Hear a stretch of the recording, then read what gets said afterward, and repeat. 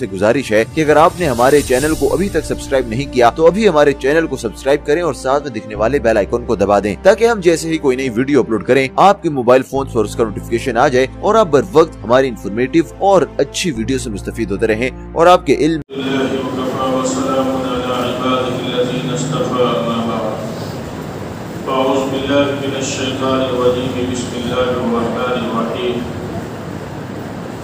सुब्हानल्लाज़ी असरा बिअब्दिही लैलन मिनल मस्जिदिल हराम इलल मस्जिदिल अक़सा अल्लज़ी बारकना हौलहु लिनुरियहु मिन आयातिना इन्नहु हुवस समीउल बसीर। सदक़ल्लाहुल अज़ीम।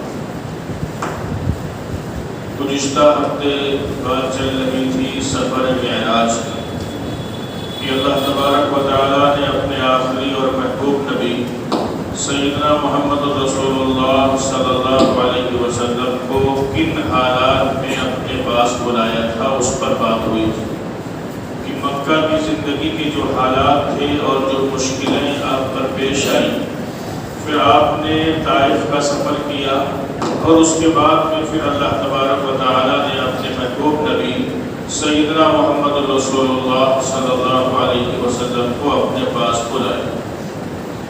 एक बात आई थी कि बाज़ लोगों को ये इश्काल होता है कि एक रात में इतना लंबा सफ़र कैसे कर लिया। तो जिनको अल्लाह की ज़ात पर और अल्लाह की कुदरत पर और अल्लाह की ताकत पर यकीन नहीं है वो ऐसी बात कह सकते हैं, वरना पैगम्बर सल्लल्लाहु अलैहि वसल्लम ने खुद नहीं कहा कि मैं खुद गया था, बल्कि अल्लाह ने बुलाया था। और अल्लाह के लिए कोई मुश्किल नहीं है कि एक रात में इतना लंबा सफ़र करा दे। उस सफ़र को अगर देखा जाए तो दो हिस्सों में तकसीम किया जा सकता है। एक सफ़र आपका था मक्का से मस्जिद अक़सा तक, जिसका तज़किरा सूरह बनी इसराइल में किया अल्लाह ने, और दूसरा सफ़र आपका था मस्जिद अक़सा से आसमानों तक, जिसका तज़किरा अल्लाह ने सूरह नज्म के अंदर किया है। पहला सफ़र आपका बुराक से हुआ और दूसरा सफ़र आपका रफ़रफ़ सवारी से हुआ। तो ये दो सवारियों का तज़किरा भी अहादीस में मिलता है कि रसूलुल्लाह सल्लल्लाहु अलैहि वसल्लम ने इन दो सवारियों से सफ़र फरमाया। फिर जब उस ख्वाब का जो है उस सफ़र का तज़किरा आपने हज़रत उम्मे हानी से किया, जो हज़रत अबू तालिब की बेटी थी, और वहीं से आपको सफ़र मेराज पर बुलाया गया था। उम्मे हानी का मकाम उस वक्त जो है वो गोया अब तो हरम की तोसी कर दी गई, हरम को बढ़ा दिया गया, वरना उम्मे हानी का मकान गोया अब जो हरम बना हुआ है तो उसी के अंदर था। आप बाबे अब्दुल अजीज से दाखिल होंगे तो बाबे अब्दुल अजीज के बाद में एक पिलर पड़ता है, तो उस पिलर पर पहले निशान था तुर्कों के ज़माने में, लेकिन इस अरब हुकूमत ने वो निशान भी ख़त्म कर दिया। पहले वहाँ एक कड़ी मौजूद थी उस पिलर के ऊपर, जिससे ये पहचान होती थी कि यहाँ से सफ़र मेराज का सफ़र हुआ था उम्मे हानी के घर में। और जिब्राइल जो आए थे वो दरवाजे से नहीं आए थे, बल्कि छत को सुराख करके छत के अंदर से आए थे, ताकि दरवाज़ा खटखटाने में किसी की नींद का भी खलल न हो। तो ये सफ़र उन हालात में हुआ था। लेकिन बहरहाल फिर उसके बाद में जब उस सफ़र का तज़किरा किया हुज़ूर सल्लल्लाहु अलैहि वसल्लम ने हज़रत उम्मे हानी से, तो उन्होंने कहा कि आप इसका तज़किरा किसी और से न करिएगा। अब अगर कोई ख्वाब की बात होती तो वो मना करती, ख्वाब में तो इंसान कहीं से कहीं पहुँच सकता है, और ख्वाब अगर बतलाए तो उस पर किसी को एतराज़ भी नहीं हो सकता, किसी को इश्काल भी नहीं होता है कि ख्वाब में आदमी एक दिन में अमेरिका चला जाए और उसी में मालूम फिलिस्तीन चला जाए, फिर उमरा कराए, फिर मदीना चला जाए, तो ख्वाब की बात में तो कोई एतराज़ नहीं। लेकिन अगर आदमी ये कहे कि मैं एक दिन में गया हरम उमरा किया, मदीने में उमरा किया, तब आप कहेंगे कि मैं पासपोर्ट देखो। जब जिंदगी की हालत में इंसान कहेगा तो ये सफ़र मेराज का जो सफ़र था वो जिस्मानी हालत में था, इसलिए उम्मे हानी ने मना किया कि लोगों को मौका मिल जाएगा। बात आई थी अबू बकर सिद्दीक़ रज़ी अल्लाह तआला अन्हु की कि उन्होंने उसकी तस्दीक भी की थी। चुनांचे मक्का के तमाम लोग वहाँ पर जो है जमा थे हरम के अंदर, और उन लोगों ने कहा कि अगर आप पर कोई नई आयत नाजिल हुई हो तो वो आप हमें पढ़कर सुनाएं। तो हुजूर सल्लल्लाहु अलैहि بنی اسرائیل کی یہ آیات سنائی، سبحان الذی اسری بعبدہ لیلا من المسجد الحرام الی المسجد الاقصی، تو وہ چونک گئے۔ وہ قرآن کو سمجھتے تھے، عربی کو بھی سمجھتے تھے۔ اب آج کے عرب وہ عربی بھی نہیں سمجھتے بہرحال کہ اس کا مطلب، لیکن اس زمانے کے جو عرب تھے وہ قرآن کی زبان کو سمجھتے تھے، تو کوہرام مچ گیا۔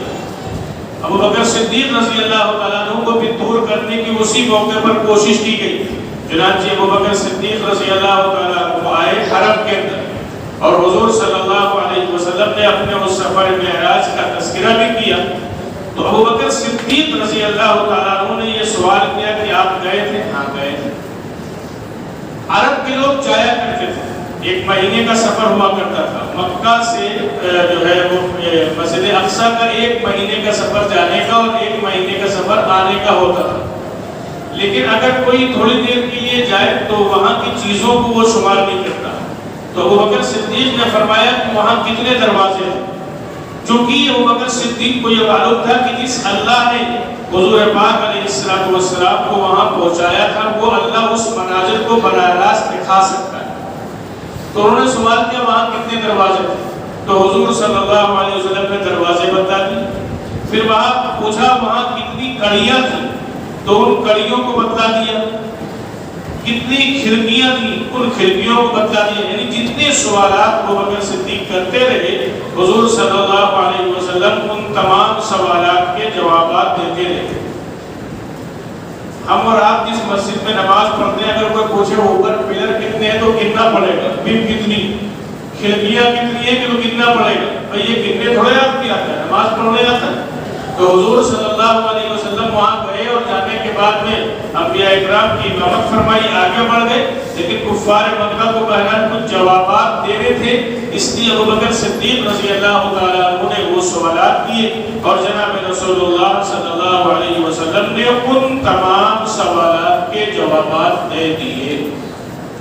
معراج کے سفر میں حضور صلی اللہ علیہ وسلم کو تحفہ کیا ملا؟ ایک تو یہ کہ جتنے احکام تھے اللہ تبارک و تعالیٰ نے وہ احکام حضرت جبرائیل کے ذریعے سے بھجوائے، لیکن نماز یہ ایک ایسا تحفہ تھا جو اللہ تبارک و تعالیٰ نے اپنے محبوب نبی سیدنا محمد رسول اللہ صلی اللہ علیہ وسلم کو اپنے پاس بلا کے دیا۔ دوسرے معراج کے سفر میں آپ کو جو دوسری چیز ملی وہ سورہ بقرہ کا وہ آخری رکوع آمن الرسول بما انزل الیہ من ربہ والمؤمنون سے لے کے آخر تک، اور تیسری بات یہ فرمائی گئی کہ اگر آپ کی امت شرک نہیں کرے گی تو پھر ہم آپ کی امت کو معاف کر دیں گے۔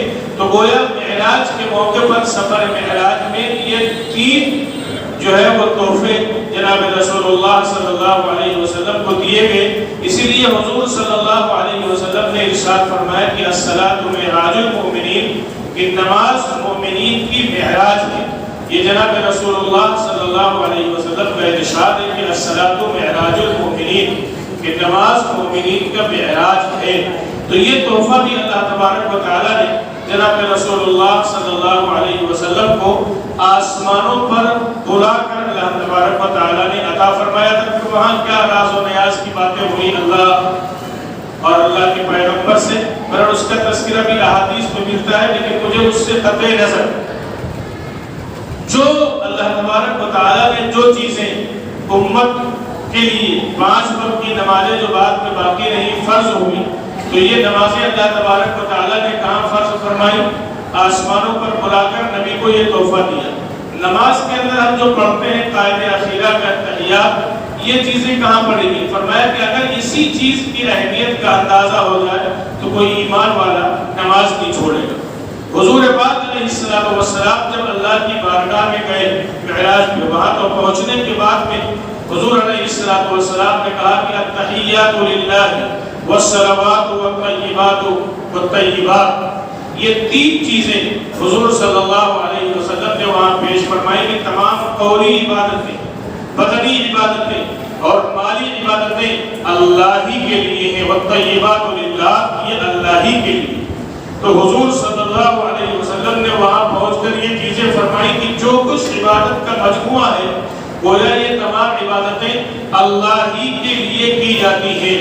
اور اس کے بعد میں پھر پھر حضور صلی اللہ علیہ وسلم نے یہ بات فرمائی تو اس کے جواب میں اللہ نے فرمایا کہ السلام علیکہ ایھا النبی ورحمۃ اللہ وبرکاتہ، اے نبی آپ پر سلام ہو اور آپ پر رحمتیں ہوں اور آپ پر برکتیں ہوں۔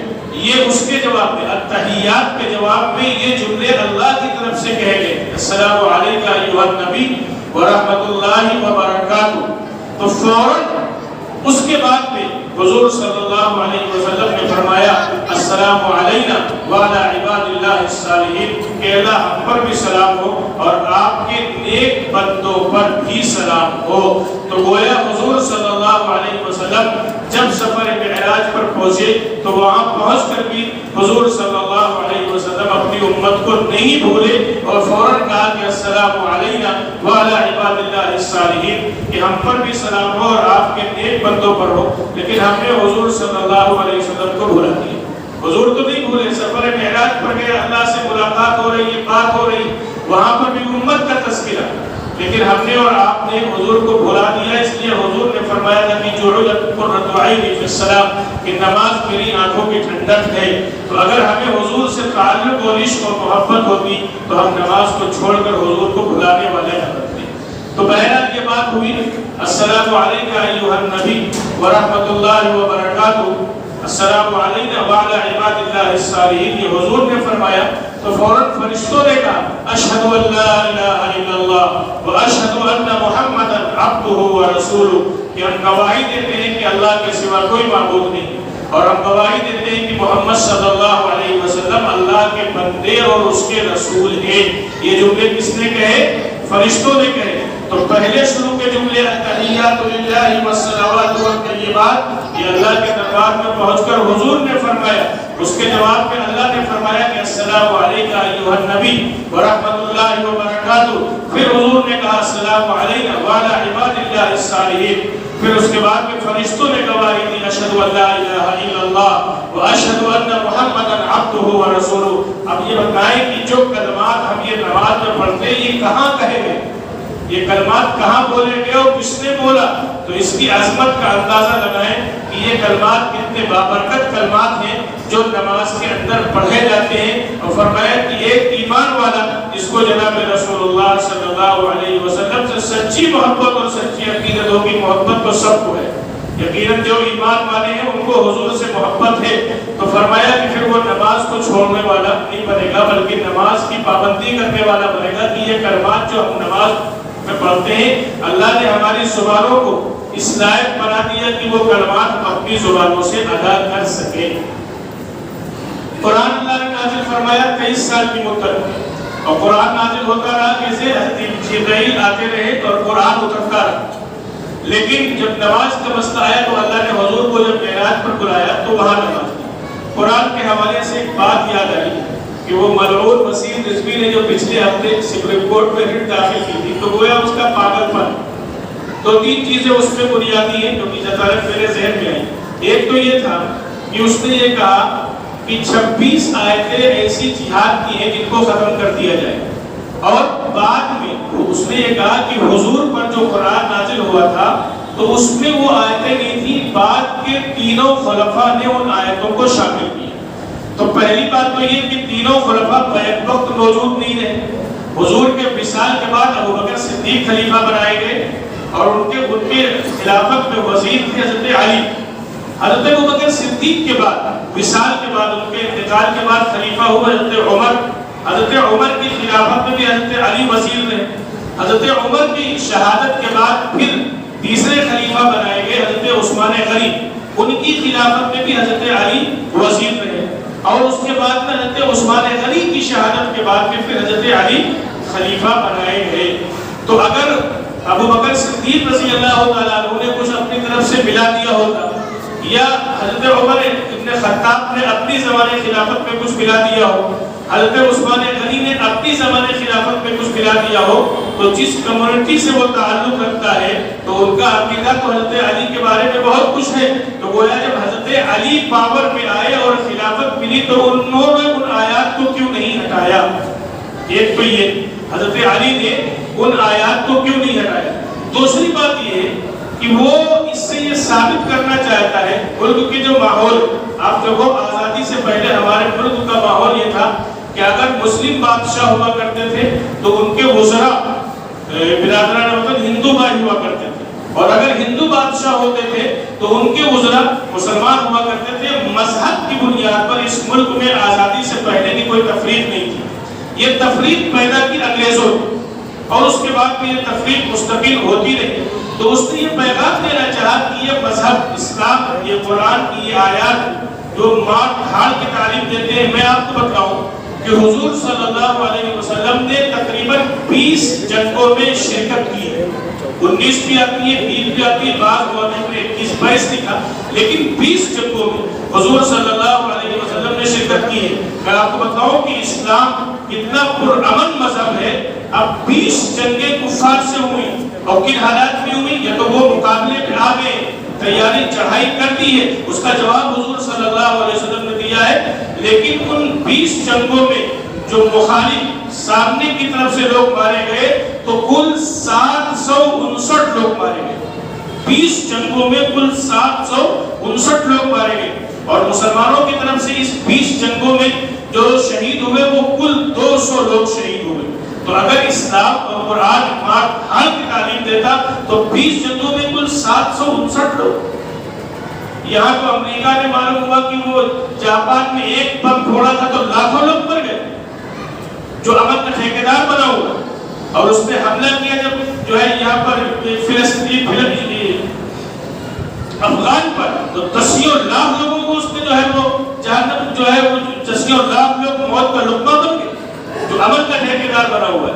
تو مجھے بتانا یہ ہے کہ اور اسلام کی جو سب سے اہم جنگ ہوئی جس کو فتح مکہ کہا جاتا ہے, کن حالات میں وہ جنگ ہوئی کہ حضور صلی اللہ علیہ وسلم اور آپ کے صحابہ کو مکہ سے نکلنے پر مجبور کر دیا گیا, اور آپ کے ساتھ جو ایمان لانے والے صحابہ تھے ان کو نکلنے پر مجبور کر دیا گیا. اپنے باغات, اپنے مکانات, اپنے عزیز و اقارب کو چھوڑنے پر مجبور کر دیا گیا. حضور نے ہجرت فرمائی اور صحابہ نے ہجرت فرمائی, اور اس کے 8 سال کے بعد جب آپ مکہ مکرمہ میں فاتحانہ شان سے داخل ہو رہے, مکہ کو فتح کیا ہے حضور صلی اللہ علیہ وسلم نے, اور آپ کے ساتھ صحابہ کرام کا لشکر موجود ہے. اور اگر کوئی ملکوں کو فتح کرتا ہے تو کیا کرتا ہے, ملک کو تباہ و برباد کر دیتا ہے. لیکن تاریخ انسانیت میں آپ کو کہیں نہیں ملے گا کہ حضور صلی اللہ علیہ وسلم نے جو سب سے عظیم الشان ملک فتح کیا, مکہ مکرمہ کو 8 سال کے بعد فتح کیا, تو فتح کرنے کے بعد میں کیا کیا, مکہ کے لوگوں نے کیا مظالم ڈھائے تھے حضور پر. حضرت سمیہ رضی اللہ تعالیٰ عنہ 80 سال کی بوڑھی تھی, اسلام لانے کی وجہ سے ان کے جسم کے 2 ٹکڑے ابو جہل نے کر دیے تھے. اسلام کے لیے سب سے پہلا خون حضرت سمیہ کا گرا تھا.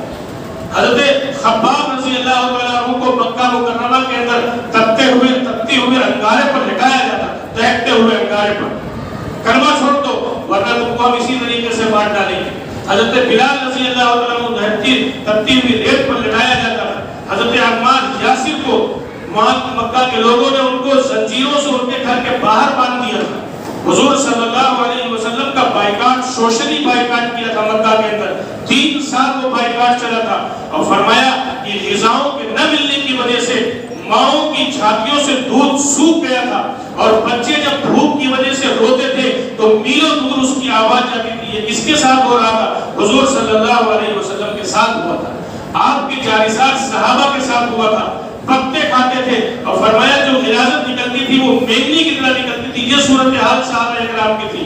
ان حالات میں مجبور ہو کر ہجرت فرمائی. لیکن جب حضور نے مکہ فتح کیا, ان لوگ تمام موجود تھے جنہوں نے مکہ ہجرت سے پہلے ظلم کیا تھا حضور پر اور حضور کے صحابہ پر. صحابہ کو وہ تمام مظالم یاد تھے, لیکن حضور نے کیا فرمایا کہ جو شخص اگر تلوار لے کے ہمارے مقابلے میں نہیں آئے گا تو اس پر حملہ نہیں کیا جائے گا. حضور نے فرمایا کہ جو شخص اپنے گھر کا دروازہ بند کر لے گا تو اس کا دروازہ توڑ کر اس پر حملہ نہیں کیا جائے گا. حضور نے فرمایا کہ جو شخص حرم میں چلا جائے گا تو حرم سے نکال کر اس کو قتل نہیں کیا جائے گا.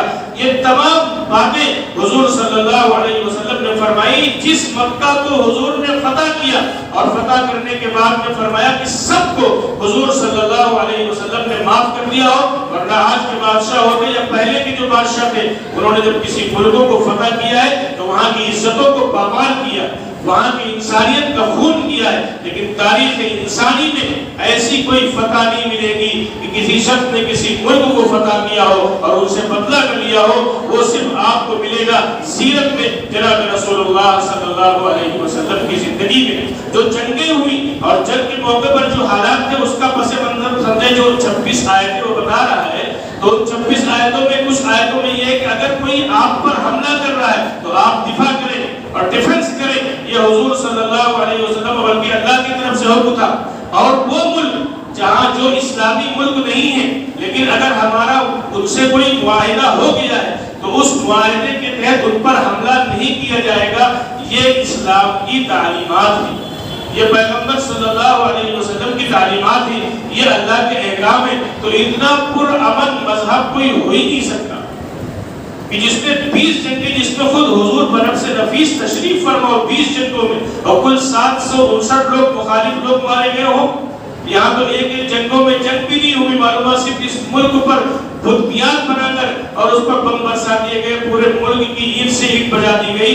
تو یہ صرف اس لیے ہو رہا ہے، ایک تو سستی شہرت اور دوسرے یہ کہ جو ہے وہ خود کرپشن میں گردن سے لے کے پیر تک ملوث ہے، جو کہ وقف بورڈ کا چیئرمین کا سی بی آئی کی انکوائری چل رہی تھی اور ابھی بھی اس پر انکوائری چل رہی ہے۔ وہ اپنے آپ کو جو ہے وہ پھنسنے کے بالکل قریب ہے، تو اس لیے وہ ان آقاؤں کی خوشنودی حاصل کرنا چاہتا ہے۔ اس سے پہلے بھی آر ایس ایس کی طرف سے کچھ قرآن کی آیتوں کے خلاف آواز اٹھی تھی، ملک کے علماء کرام نے ان آیتوں کا ترجمہ کر کے ان کا جواب دیا تو وہ لوگ مطمئن ہو گئے۔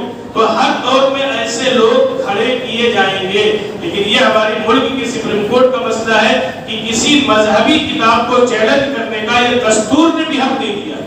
یہ دستور نے بھی حق دے دیا ہے کہ کسی مذہبی کتاب کو کورٹ میں چیلنج کیا جا سکے، لہذا اس کو خارج کر کے ایسے ملعونوں کو عبرت ناک سزائیں دینی چاہیے۔ دوسری بات یہ ہے کہ ہم اسی لیے بار بار کہا کرتے ہیں کہ آپ قرآن پڑھیں، قرآن کا ترجمہ پڑھیں، تاکہ اگر آپ سے کوئی بات کرے، کوئی گفتگو کرے، کبھی اسی یہ مسئلہ سامنے آیا 26 آیتوں کے حوالے سے، تو اگر آپ کے سامنے یہ مضمون ہوگا تو آپ جواب دے پائیں گے۔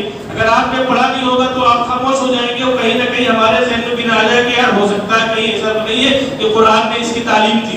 جبکہ بات یہ ہے، پس منظر یہ میں نے آپ کو بتایا کہ پیغمبر صلی اللہ علیہ وسلم کی تعلیم یا تعلیمات سے زیادہ پرامن کسی کی بھی تعلیمات نہیں ہے، کسی کی بھی تعلیمات نہیں ہے۔ اس لیے بہرحال ایسے خناس قسم کے لوگ اور ذہن خراب لوگ اور ایسے لوگ جو ہے وہ پیدا ہوتے رہیں گا، اور اس کی کمیونٹی کے لوگوں نے خود اس کو جو ہے اسلام سے باہر کیا اور اپنی کمیونٹی سے اس کو باہر کیا۔ ہمارا قرآن سے رشتہ مضبوط ہونا چاہیے اور ہمارا قرآن سے تعلق ہونا چاہیے، اور ہم قرآن کی جو ہے وہ معتبر علماء کرام کی تفاسیر کو پڑھ کر ان کو سمجھنے کی کوشش کریں، تاکہ اگر بیہودہ کوئی الزامات لگانے والا ہو تو ان الزامات کا ہم خود مطمئن ہو جائیں اور مطمئن ہو کر ہم دوسروں کو بھی مطمئن کر سکیں۔